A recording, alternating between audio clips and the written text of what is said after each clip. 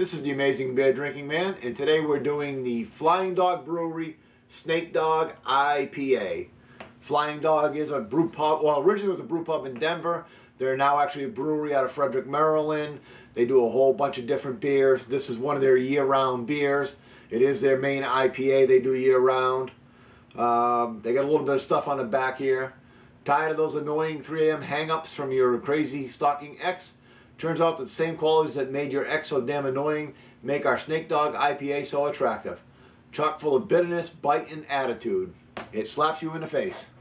This is a 60 IBU beer. It's fairly heavy for or a fair amount of IBUs.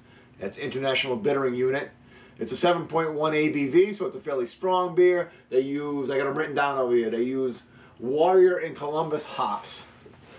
As always, if you like our reviews, please subscribe. We'd love to have friends. Leave some comments. We can chit-chat. Let's go ahead and give this a pour. Now, I have to admit, I had a couple of these the other day. I bought a 12-pack, and I had a couple of these the other day after working out in the yard all day, cutting up tree limbs from our recent blizzard here. So I've had this. I didn't review it, man. I just was looking for something to knock back after a tough day out in the yard. So let's give this an aroma test. Well, actually, let's get a visual test. Hey, dark yellow, reasonably clear, fair amount of combination, lots of head. Creamy, slightly off-white. I wouldn't even call it tan, but slightly off-white head on it. Not sure what kind of malts we have in this. Piney, citrusy, quite piney, fairly pronounced on the pine. Yeah, pine, citrus. Not picking up too much else. A little bit of hint of the malt, the sweetness of the malt.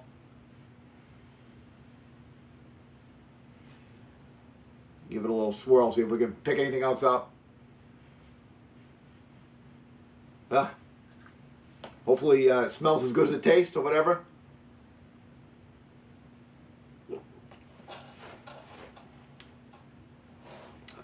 I'm expecting this to be bitter. It was bitter when I drank it before.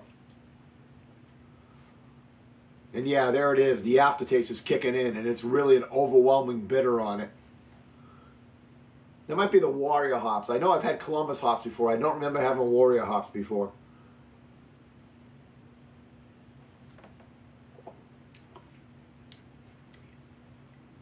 Yeah, you get the first, and I didn't get a chance to describe it because I was waiting for the bitter. But the first was a little bit of malty, toasty, caramel, sweetness.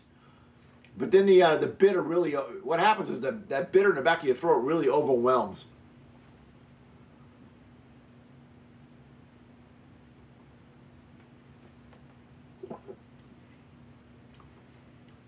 So the initial taste is not bad. It's actually a decent medium mouthfeel. And like I said, a little bit of toasted caramel malt, a little bit of sweetness in the middle. But then, like I said, the bitterness really kicks in. And this has been some of the criticism of the American IBAs, that they really just sometimes go bitter for bitterness sake. Just knock you off the wall bitter for no particular reason. Doesn't really add to the enjoyment of the beer.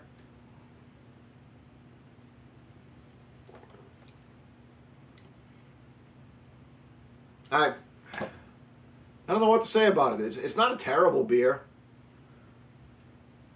And I think it has its place. You don't taste the alcohol. There's no burn, nothing from the alcohol. But I just think it's overly, like I said, bitter for bitterness snake. So it's not a nice balance. And the IPA should be a nice balanced flavor. I mean, yes, you're going to have bitter, but you should be balancing on the other end. And this just rolls bitter after bitter after bitter. I'm going to give it 2 caps. I really am. Seems like it might be a little low, but I don't think this is not a beer that the average person's going to like. If you really like IPAs, and when you think IPA, you think bitter, you'll like Snake Dog. But other than that, I think for the average casual fan, this is not a beer that they would really like to drink. Until next time, this is the Amazing Beer Drinking Man.